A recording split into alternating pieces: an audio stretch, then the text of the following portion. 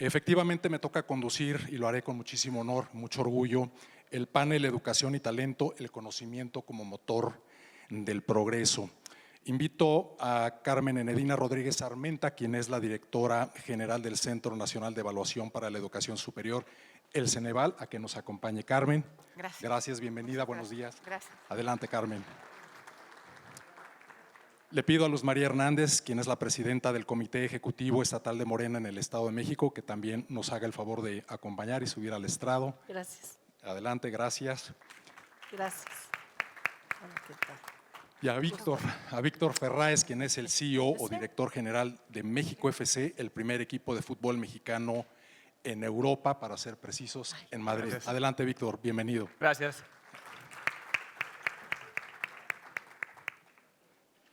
Damos pues inicio a este panel que me parece por demás relevante, significativo, sobre todo por lo que representa en el presente y en el futuro de nuestro querido México, particularmente a nivel empresarial con las nuevas generaciones. Y si están de acuerdo y me lo permiten los panelistas, voy a empezar por preguntarles en este tema tan relevante que es la educación, los talentos como motor como factor de progreso. ¿Qué podemos decir acerca del conocimiento, Carmen? ¿Qué es el conocimiento? ¿Cómo se transmite este conocimiento? Bueno, muy buenos días a todas y a todos. Muy buenos días, Gracias. Carlos, y a los que nos acompañan en el panel. Y a Mundo Ejecutivo, por considerar el tema del talento como un elemento fundamental. Creo que en este sentido es muy importante diferenciar la información del conocimiento, ¿sí? La información es aquello que nosotros estamos recibiendo nada más, ¿no? Son datos, ¿sí? Y cuando nosotros hacemos o transformamos esta información en conocimiento, es cuando nosotros lo incorporamos en nuestro proceso, ¿sí? En nuestro proceso de pensamiento, en nuestro pensamiento crítico, en revisar si esos datos y esa información que nos están dando es la parte, ¿no?, correcta o es el elemento que podemos transformar. Y ahí radican los procesos de innovación de las empresas. Es decir, debemos ser estas organizaciones que fomentan el conocimiento, no solamente la información. Entonces creo que tu pregunta es muy pertinente y vale la pena que reflexionemos. Nuestra empresa, nuestra organización, ¿estamos dando información o estamos fomentando el conocimiento? Porque el conocimiento, insisto, es un proceso que se genera después en la parte de innovación y es la construcción de los saberes de manera colectiva. Luz María, ¿qué opinión te merece? Sí, el conocimiento tiene que ver con la percepción real de las características de la vivencia propia del ser humano. Sí. Antes que nada, quiero agradecer la invitación. Para mí es un honor estar aquí.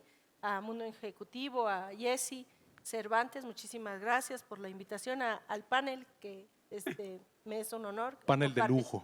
Panel de lujo. Y el tema de la educación como talento del conocimiento para el progreso es fundamental en cuelquier sociedad. Y este conocimiento pues, se adquiere de manera empírica y quienes hoy hicieron a través de los años esa captación de información que se tradujo en un proceso científico tiene que ver con la asimilación de las características propias y condiciones que vive el ser humano para poder asimilar ese conocimiento, esa información y traducirla para compartir en un futuro la resolución de los problemas. Coincido contigo. Víctor Ferráez, ¿qué es el conocimiento? Bueno, primero que nada, muchas gracias por la invitación a Mundo Ejecutivo y a todo el equipo y por darle visibilidad a nuestro proyecto a nivel México. Yo podría decir que el conocimiento es la suma de todas tus experiencias de la vida. A final de cuentas, ¿tú quién eres? Sí. Eres la suma de todo lo que aprendiste en tu casa, en la escuela y en la sociedad.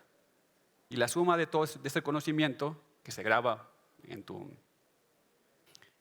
cabeza, ¿no?, es lo que conoces y haces, ¿no? Y a final de cuentas, ¿cómo actúas hoy? Pues eres una representación de todo lo que viviste anteriormente, ¿no?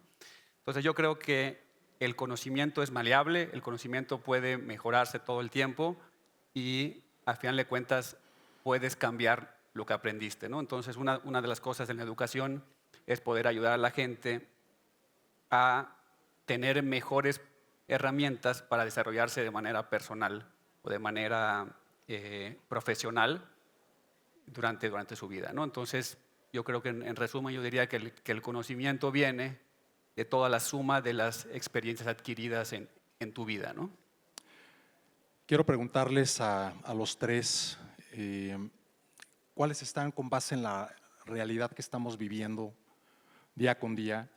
¿Cuál es la mejor manera justamente de compartir el conocimiento? ¿A través de qué canales, de qué medios? ¿Cómo lo podemos transmitir de la mejor manera para que resulte en productividad, en generación de líderes, etcétera, etcétera? Luz María, si quieres Sí. aportar. Gracias. Pues hoy México está cambiando la realidad Así es. con base a precisamente al conocimiento que hoy nos comparte nuestra presidenta, nuestra mandataria, el ser una mujer científica, una mujer que está preparada y de acuerdo también a ese conocimiento de experiencias sociales, políticas, científicas, pues hoy nos lleva por un rumbo donde el conocimiento que va basado en la educación abre puertas ante el mundo. Cambia la geopolítica que tiene que ver con el posicionamiento de nuestro país a nivel mundial en estas propuestas de la soberanía, querramos o no, la soberanía científica que suma a nuestro conocimiento, no solo empírico, sino ahora científico, que nos hacía como falta ese chip, ¿no? Claro. Y abre la oportunidad a quienes hoy ven a México como un motor de cambio y un motor de progreso, pero también un motor de bienestar para el pueblo, porque esto que se está haciendo es el conocimiento que se comparte a través del amor, porque nadie puede educar sin amor.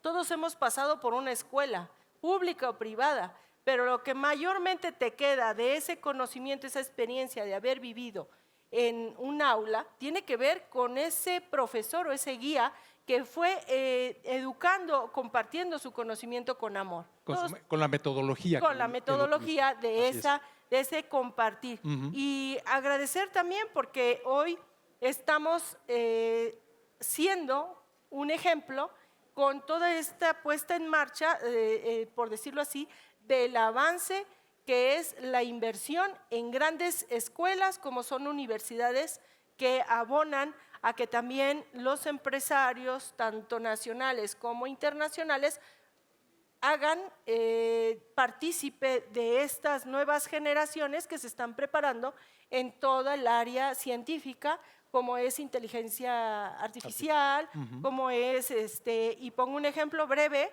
en el caso de donde yo soy, del Estado de México, las universidades hoy tocan temas en materias, por ejemplo, de aviación, porque tuvimos la inversión del Aeropuerto Internacional Felipe Ángeles. Entonces, todo el entorno tiene que ver con ese conocimiento de acuerdo a las necesidades que se tiene a nivel social.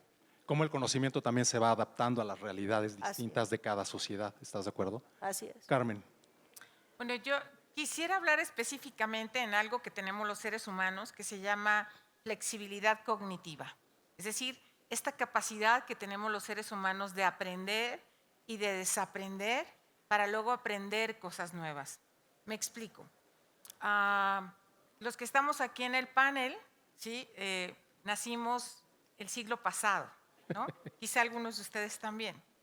Entonces, los que nacimos el siglo pasado, aprendimos a hablar por teléfono de una manera diferente a como lo hacemos ahora, ¿sí? Timbraba un aparato y nosotros íbamos físicamente, levantábamos el auricular y decíamos, bueno, ¿no? Bueno. Hasta la manita Exactamente, ¿sí? Entonces, veamos cómo nosotros desaprendimos a hablar por teléfono así para volver a aprender a hablar por teléfono, pero de ahora de otra manera, ¿sí? Trayéndolo con nosotros. Esta importancia de la flexibilidad cognitiva hace que los seres humanos tengamos esta capacidad de adaptación, ¿sí? Que nos permite que podamos generar condiciones en las que tengamos una mejor, no solamente productividad, sino sobre todo que podamos adaptar estos procesos, ¿sí? Podamos adaptarnos a los cambios tecnológicos, a los cambios organizacionales, a los cambios geopolíticos del mundo. Entonces, en esta parte creo que radica la importancia en la que no solamente las personas tenemos que adaptarnos las organizaciones, tenemos que adaptarnos los países, ¿no? En esta circunstancia en la que es el conocimiento el que está generando una serie de cambios que nosotros también tenemos que adaptar, ¿sí? Y que adecuarnos a ellos y adaptar a nuestra organización y a nuestra empresa solamente aquellos que consideren que nos den una mejor calidad de lo que estamos nosotros ofreciendo al mundo, ¿no? Y en el sentido de México, bueno, renovar el tema de Hecho en México me parece maravilloso, ¿no? El panel anterior que hablaba precisamente del tema, o sea, incluso Ceneval, nos hemos tenido que hacer ese proceso de adaptación, ¿no? No solamente con los exámenes completos, sino ahora exámenes de microcredenciales, exámenes adaptativos, o sea, toda esta parte del conocimiento que está constantemente cambiando, y creo que eso es lo que permite una verdadera adaptación, ¿sí? Pero no solamente para una mejor productividad, sino también para ser mejores seres humanos. Creo que ahí radica la diferencia, o sea, no es nada más en las universidades ser buenos profesionales, sino también ser buenos ciudadanos y buenos seres humanos. Entonces, ¿cómo estamos nosotros abonando a tener una mejor humanidad, ¿no? Porque al final de cuentas eso va a impactarnos a todos. Carmen, y en una institución tan relevante como es el Ceneval, ¿cómo se van identificando justamente las necesidades educativas de la población a la que ustedes de alguna manera surgen, tienen una misión educativa, por supuesto? ¿Cómo van surgiendo estas necesidades? ¿Cómo se detectan? Bueno, con diálogo. Con diálogo. Esta parte del diálogo es fundamental porque el proceso de la construcción del conocimiento es un proceso colectivo. Claro. ¿Sí? Entonces, si nosotros vemos, por ejemplo, que ahorita hay una importancia para el tema del mundial, entonces lo que hicimos desde Ceneval es generar una microcredencial que se llama Habla Mundial, donde certificamos no solamente la hospitalidad y la calidad en el servicio, sino también el inglés, para que ahora los que esperamos más de 5 millones de próximos visitantes para el tema del mundial, pues entonces puedan decir, yo estoy acreditado, ¿no? Con una insignia y que además también estén dentro de todos los procesos que tiene la Dirección General de Profesiones de la Secretaría de Educación Pública. Es decir, esta parte del diálogo, este tipo de foros es muy importante porque estamos escuchándonos, ¿sí? Estamos viendo cuáles son las tendencias a nivel ¿no? regional y a nivel mundial y nos estamos precisamente adaptando y adecuando, ¿no? Las necesidades que tienen estados, entidades en específico, como lo mencionaba ahorita la panelista, y en ese sentido creo que el diálogo y este tipo de foros es muy importante para que veamos cuáles son estas tendencias, estar informados permanentemente y bueno, si no nos renovamos nos morimos, ¿no? Veamos lo que le pasó a Kodak, ¿no? Kodak era el número 1 en fotografía el siglo pasado. Entonces, y no se adaptó a las tendencias. Las nuevas realidades. Exacto, y se murió, ¿sí? Entonces, eso nos puede pasar si no nos adaptamos a la inteligencia artificial, a la certificación de los saberes, al aprendizaje constante, al proceso del diálogo, la comunicación. La comunicación y algo que es muy importante es no solamente para que sea una muy buena empresa, sino también para que seamos mejores ciudadanos, para que seamos mejores seres humanos. Creo que ahí radica algo que es muy importante que se está haciendo desde México, precisamente esta transformación educativa y bueno, la importancia de que todas y todos estemos abonando a ello. Así es. Víctor Ferráez, desde tu posición como CEO de la Fundación FC, ¿qué opinión te merece? Sí, bueno, yo creo que dando el seguimiento a la parte de seres humanos, nosotros en México FC lo que buscamos, aunque es una una gran misión, una gran visión es hacer a México campeón del mundo, ¿no? Suena casi Utópico. utópico, ¿no? ¿Cómo vas a hacer a México campeón del mundo? Más que ahorita viene el Mundial, ¿no? Y nosotros queremos hacer a México campeón del mundo en muchas cosas, pero en fútbol también, ¿no? Y dirán ustedes, bueno, ¿cómo estamos planeando nosotros ayudar a México a ser campeón del mundo, ¿no? Nuestro plan es poder llevar a nuestros mexicanos a un área de alta competencia y alto rendimiento, ¿no? Hoy, hace 2 años, adquirimos un equipo de fútbol profesional en Madrid y estamos llevando a jóvenes mexicanos a desarrollarse en un ecosistema de alto rendimiento, ¿no? El fútbol que gana mundiales hoy, pues todos lo pueden saber, es el fútbol europeo. El que ha ganado los mundiales en el pasado, pues España, a Francia, excepto obviamente, bueno, Brasil y Argentina, los cuales todos sus jugadores juegan en Europa, ¿no? Entonces, si algún día queremos poder competir contra esas grandes potencias, específicamente lo que nos toca a nosotros, que es el fútbol, pues tenemos que estar jugando ahí, ¿no? Hoy, si alguien ve cualquier comentarista de fútbol, te va a decir, hay que tener mayores jugadores jugando en Europa. Los jugadores de Europa son los buenos, los jugadores son los que mejor pueden ayudar a la selección. ¿Pero por qué es eso? Porque el jugador de Europa es el que mejor juega, ¿no? Y eso pues, nos dimos la tarea de irnos para allá, de establecernos en Madrid. Hoy tenemos pues, el equipo profesional, tenemos una academia, más de 600 jóvenes en España. Ya llevamos más de 12 mexicanos jugando en la liga profesional ahí con nosotros. ¿Cómo es el proceso de captación de estos jóvenes? Me parece muy interesante, Víctor, Sí. si estás de acuerdo. En esta fase temprana del proyecto, este es un proyecto a 15 años, este es un proyecto a largo plazo. Ahorita te les voy a platicar de dónde se encaja la parte educativa en la parte del fútbol, ¿no? Pero en este inicio del proyecto, nosotros estamos llevando a jóvenes de 18 años, futbolistas mexicanos, debido a que hay una regulación en España donde menores de edad no pueden jugar de manera profesional. En la fase 2, que empezamos el próximo año, vamos a empezar a llevar ya a chavos de 16 años, 15 y 14. ¿Por qué? Por la parte educativa, porque en España específicamente, que viene en un ecosistema de fútbol, un ecosistema de competencia, el nivel personal es muy diferente a lo que tenemos hoy en México, ¿no? El nivel de desarrollo personal es un nivel de compromiso total, esfuerzo, 100% todos los días, nunca rendirse, y eso lo hacen no el primer día, lo hacen el día 1, el día 2, el día 3, desde que tienen 12 años. Ellos tienen unas ligas, que es una liga unificada de fútbol en España, y desde los 12 años el equipo puede ascender de categoría o descender de categoría.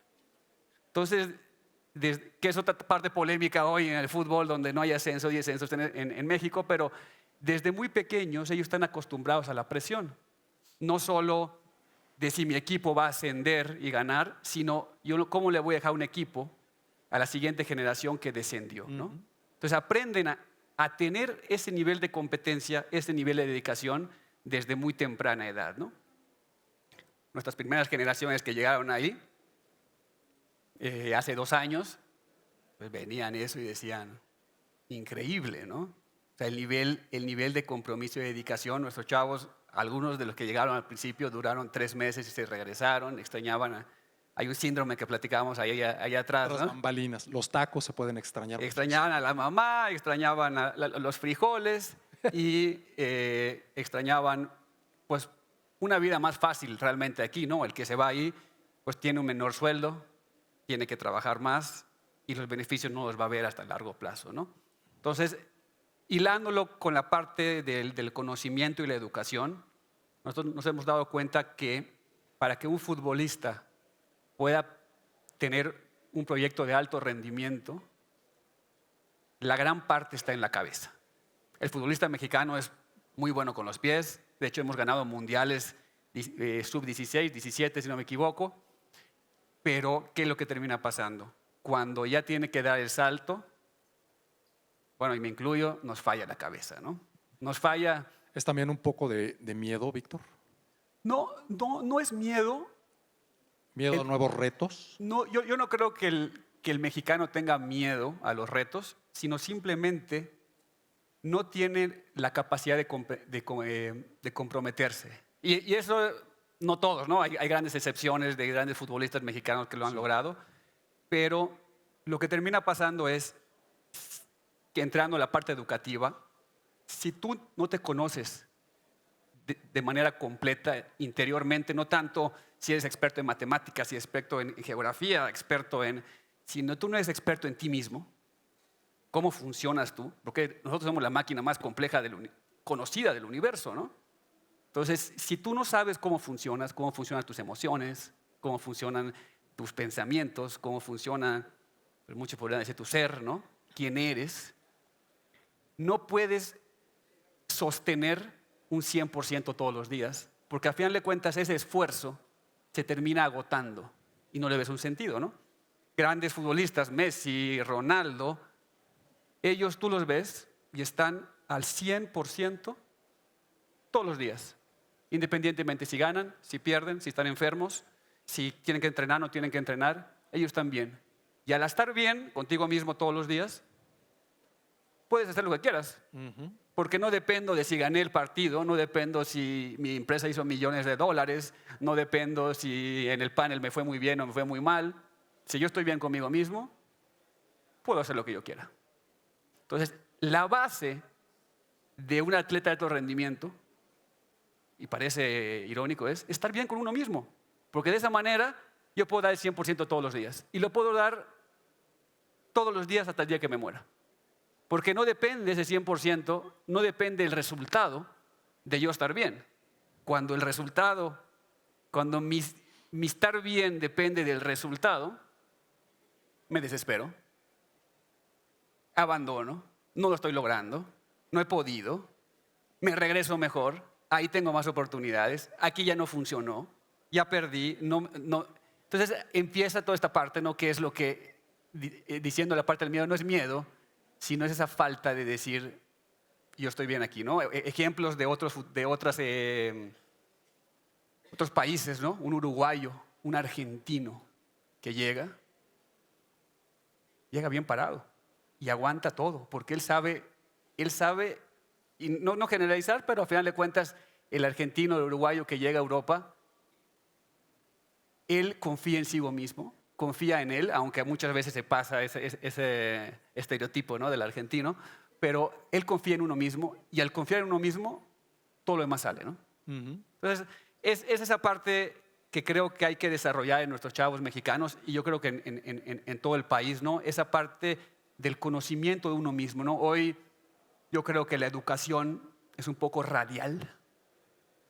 Aprendes inteligencia artificial, aprendes todo lo que economía, matemáticas, leyes, pero todo es por fuera, ¿no? Todo es alrededor, ¿no? Y creo que no hay una educación, o al menos no formal, de cómo funcionas tú, ¿no? Sí.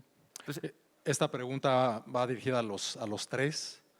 ¿Cómo ha venido a impactar la educación, a la educación tradicional, la educación digital, la inteligencia artificial, y cuál está siendo, Carmen, Luz María, Víctor, cuál está siendo su impacto en la productividad de México en aras de generar líderes para el mañana, para el presente, pero también para el mañana?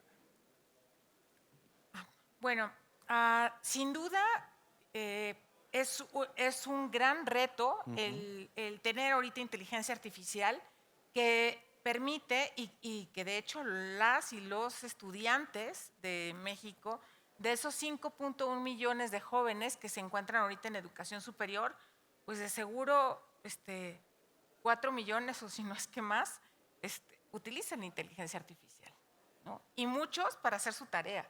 ¿Es bueno o malo, Carmen? Depende. A ver, depende. Si usamos la inteligencia artificial para tratar de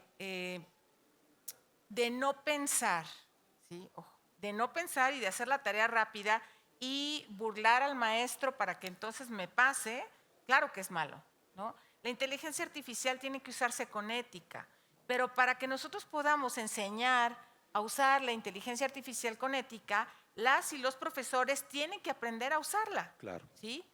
Y tienen quizá que generar condiciones dentro del aula o dentro de los espacios de aprendizaje, la utilización de la misma, para que entonces no sea un elemento ¿no? que les genera a ellos mismos cierto temor. Me recuerda mucho esta parte de inteligencia artificial con algo que viví a finales del siglo pasado, cuando era lo del año 2000 y tal. Pero bueno, cuando a los profesores y profesoras de la universidad, yo en ese momento trabajaba en la Universidad de Guadalajara, en la UDG, y me tocó hacer la implementación de un proceso de utilización de la tecnología en el aula, ¿no? Entonces, había algunos profesores que decían, es que me va a reemplazar. Entonces, yo pensaba, no lo dije en ese momento, ya después sí lo dije, y ahora lo sigo diciendo. Si un profesor es capaz de ser reemplazado por una computadora, se lo merece, porque quiere decir que ese profesor solo da información. Los profesores tenemos que ser la respuesta que está esperando el joven. Totalmente. O sea, la parte del ejemplo, la parte de responsabilidad ciudadana, la parte de la ética, la parte de incluso del respeto a los derechos humanos. Y también ¿no? la metodología que mencionaba Sí, María por hace un momento. supuesto. Entonces, en ese sentido, para que las universidades no solamente egresen buenos profesionales, sino también buenos ciudadanos y buenos seres humanos.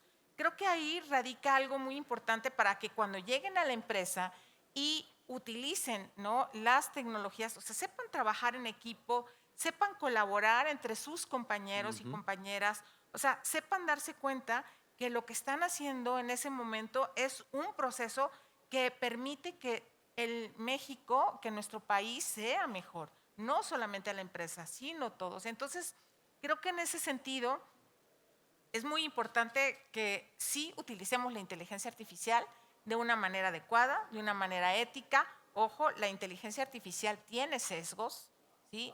Si ustedes le colocan ahorita y le preguntan, dame por favor un ser humano en un vehículo, de seguro, bueno, el 90% les va a dibujar un hombre blanco dibujando ¿no? sentado en un vehículo. No mujeres, no hombres de otro, con una tez diferente.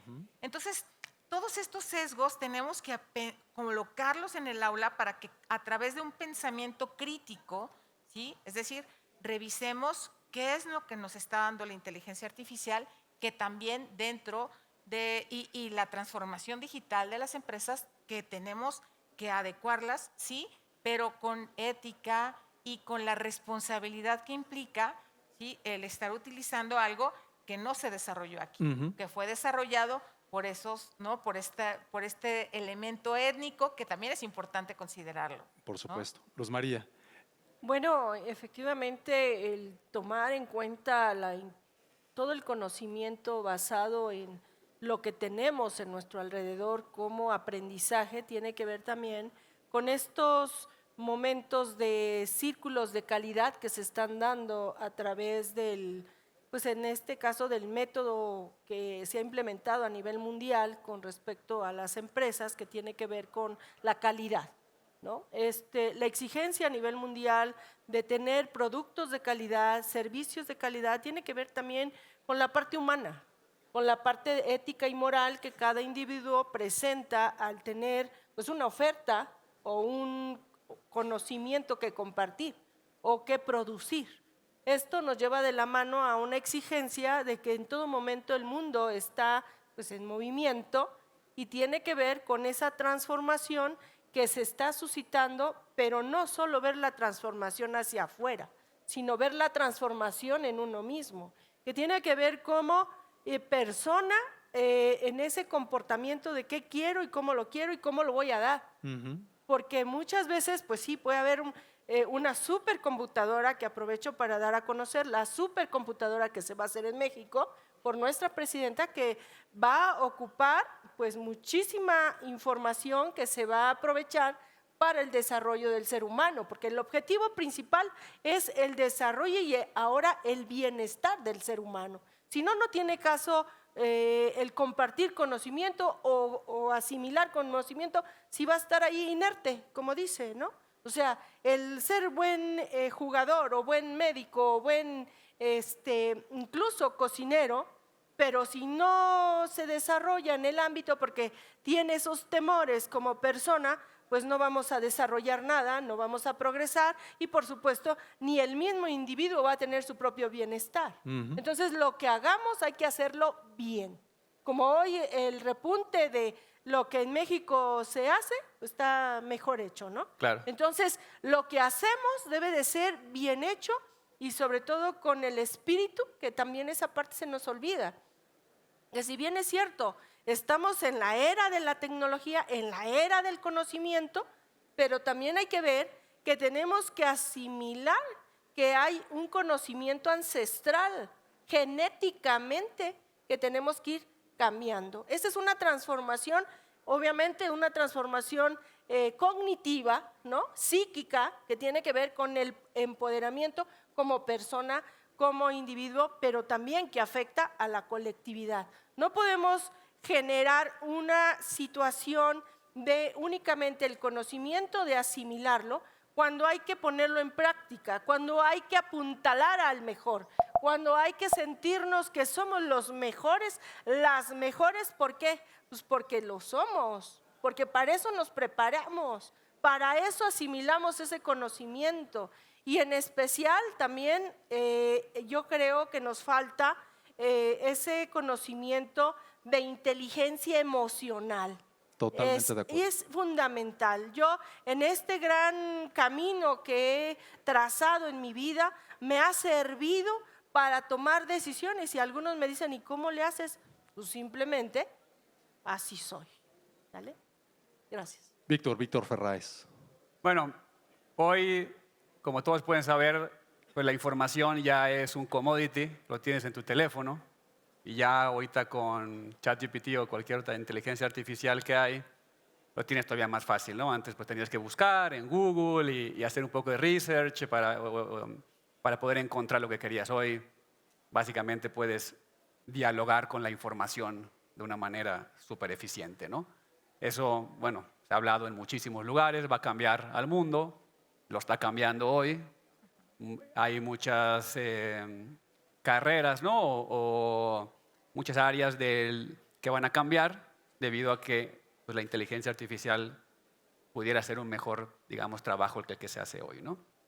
En el caso nuestro de fútbol, no es tan cerca que veamos que un robot vaya a jugar con el mundial, ¿no? Y sobre todo no es el espíritu del deporte, ¿no? El espíritu del deporte no es crear un robot que pueda jugar mejor que un futbolista, sino crear un ecosistema de competencia que pueda hacer mejores personas, ¿no? A final de cuentas es lo que el deporte busca y lo puedes aplicar en otras áreas, ¿no? Entonces, pues la inteligencia artificial en la parte del deporte, pues sí, va a haber todo lo que es en tema de estadísticas, en el tema de estrategia de juego, no solo en el fútbol, sino en muchísimos otros deportes, pero todo va a terminar con que ese gran equipo, esa gran familia que se hace durante ese año de trabajo, muchos años de trabajo, pues puedan salir al campo y dar un buen resultado, ¿no? No vemos pronto que haya un entrenador inteligencia artificial, ¿no? Aunque técnicamente pueda ser mejor y te pueda decir toda la estadística de la historia del fútbol y pueda analizar a tu contrincante y decirte, tú vas a jugar de esta manera ahorita porque yo puedo ver que en las noticias que el portero se medio enfermó, entonces por lo tanto vamos a jugar de una manera ofensiva en lugar de defensiva, etc. Todo se resume al jugador, todo se resume a la persona. Entonces, gran parte del éxito en un equipo es la motivación y la hermandad de las personas, ¿no? Por lo que la inteligencia artificial ahí, yo creo que todavía, nunca es nunca, ¿no? Pero pues todavía le falta, para la industria donde estamos nosotros, todavía le falta un poquito para poder hacer algunos cambios, como lo va a hacer en la industria de la medicina, la industria legal, la industria de todo, ¿no? Que realmente está haciendo unos cambios impresionantes, ¿no?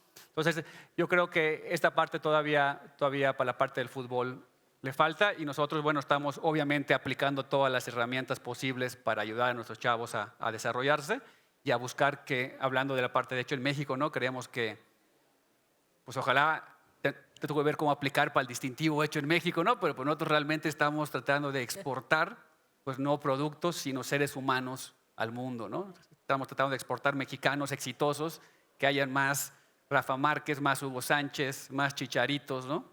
Y eso, a final de cuentas, ¿qué es lo que logra?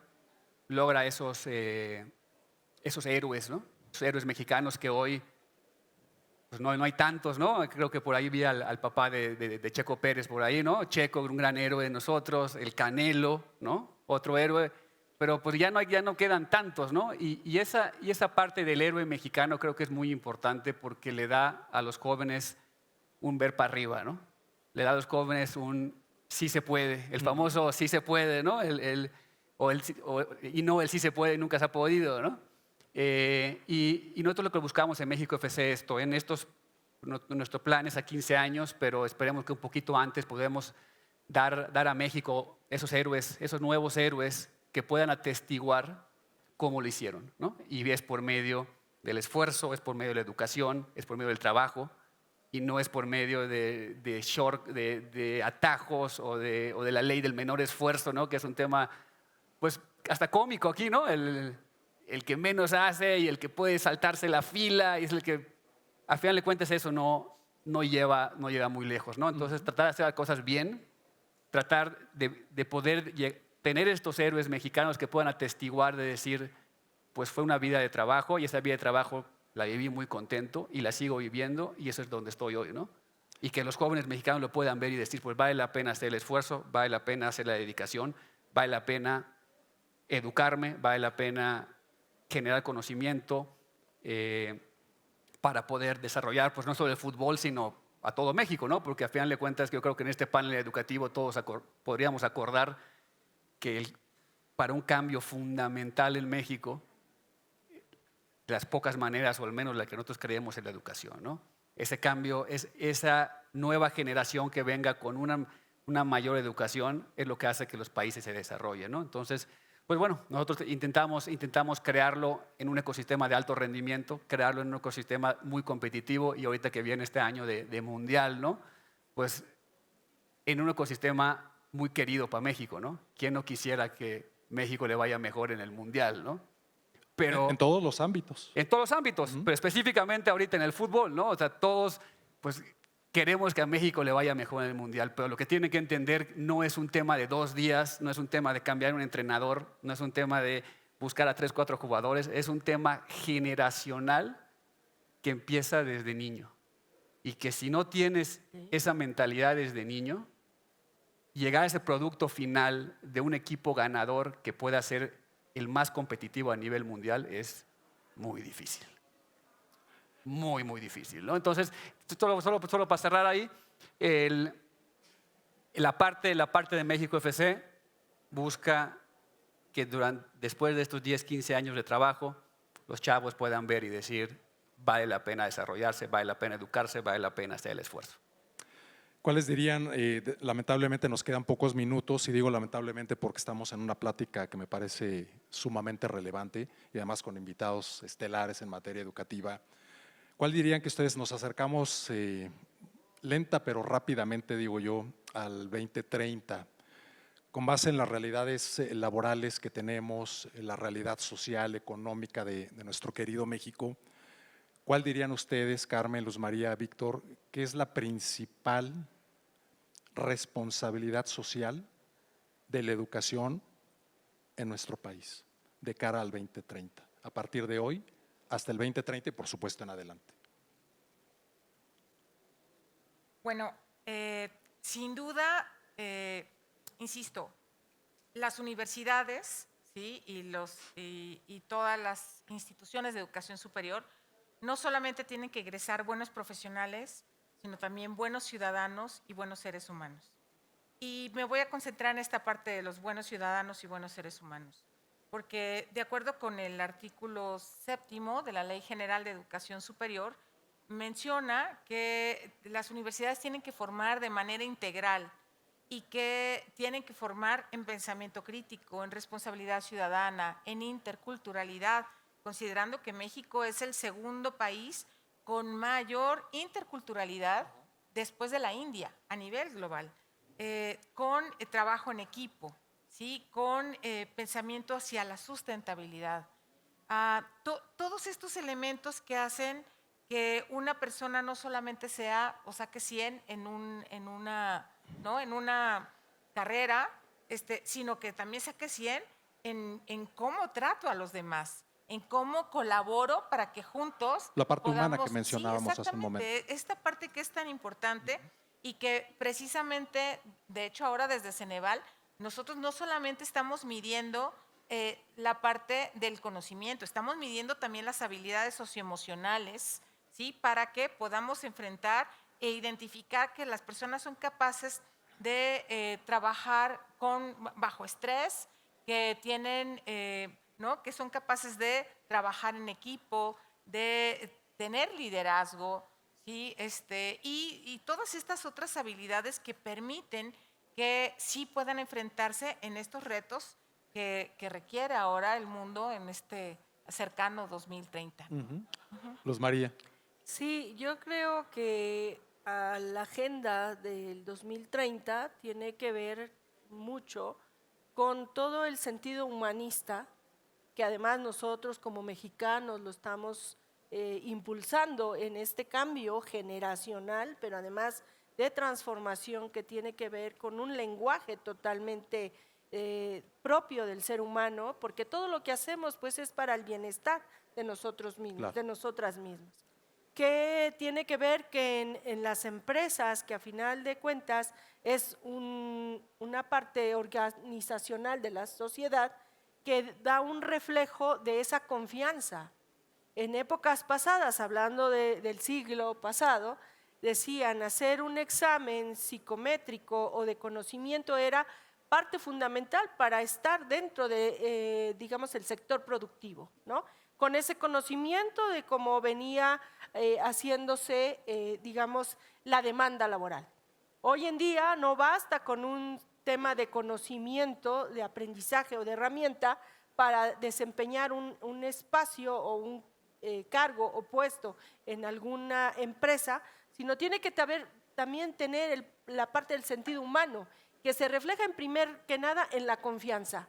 Si haces que los hoy jóvenes o quienes están preparándose en el ámbito educativo para la profesionalización de sus conocimientos, pues tiene que ver muchísimo con la parte de confianza en él, en ella misma, y porque eso va a ser lo que replique y lo que, digamos, sea como una onda que va a dar el ejemplo para hacer toda esta producción en cada empresa, en cada lugar, en una escuela, en la misma casa. O sea, tenemos que partir de que el ser humano debe de tener esas herramientas del conocimiento para el proceso de transformación o un proceso de bienestar, de progreso en la propia persona, pero también va a afectar, si lo hace bien, en esta ética y moral como persona, o si lo hace mal,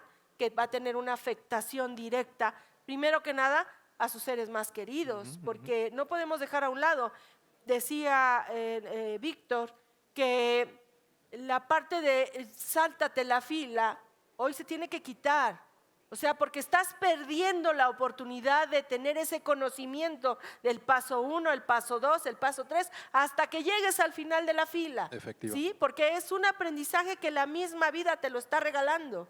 Empezando desde ahí, ¿qué te está regalando la vida para tener esa oportunidad de estar formado en la fila? Como hoy, el día, yo agradezco infinitamente que la vida misma, que Mundo Ejecutivo, que los panelistas y que Gracias. tú nos estés haciendo estas preguntas. Muchísimas gracias. Para finalizar, Víctor. Bueno, yo creo que, bueno, como comentaban y concuerdo, yo creo que lo más importante a desarrollar desde temprana edad es el conocimiento de uno mismo, ¿no? Cómo funcionas, lo platicaba hace un poquito, ¿no? Cómo funcionas tú, porque eso te puede ahorrar muchísimo, ¿no? Normalmente la gente va aprendiendo con las experiencias, ¿no? terminas la universidad, sales a la vida, quieres trabajar, te vas a casar, pero pues realmente lo haces sin realmente un conocimiento de ti mismo, de lo que eres y lo que quieres, ¿no? Si a los 50 años, pues te das cuenta de lo que eres y lo que no era. La misma vida te da los trancazos, 2 divorcios o 4 empresas quebradas o cualquier experiencia que hayas tenido y dices, así era, ¿no? Pero bueno, ya voy en 50, ¿no? En la edad que tengamos cada uno. El beneficio de esas enseñanzas básicas, porque tampoco es ciencia de inteligencia artificial, son temas muy básicos que se enseñan desde épocas milenarias, ¿no? No es un tema que hay que descubrir, están ahí abiertamente. Si esto lo podemos enseñar a temprana edad, el joven cuando salga de su universidad va a tener una madurez interna espectacular para tomar decisiones en qué realmente quiero trabajar, con quién realmente me quiero casar, o me quiero casar o no me quiero casar, ¿no? ¿Qué quiero hacer de mi vida? ¿No? Pero eso no lo sabes, o muchas veces mucha gente no lo sabe porque no se le ha enseñado, ¿no? Entonces, yo creo que ya se nos acabó el tiempo, pero cerrando, yo diría, dar esa educación básica del conocimiento a temprana edad puede cambiar una vida entera, ¿no? Eduquemos para el éxito. Víctor Ferráez, gracias. Gracias. Luz María Hernández, gracias, felicidades. Gracias. Carmen Rodríguez, gracias, felicidades, enhorabuena. Gracias a ustedes que nos hicieron el favor de acompañar. Gracias. Gracias.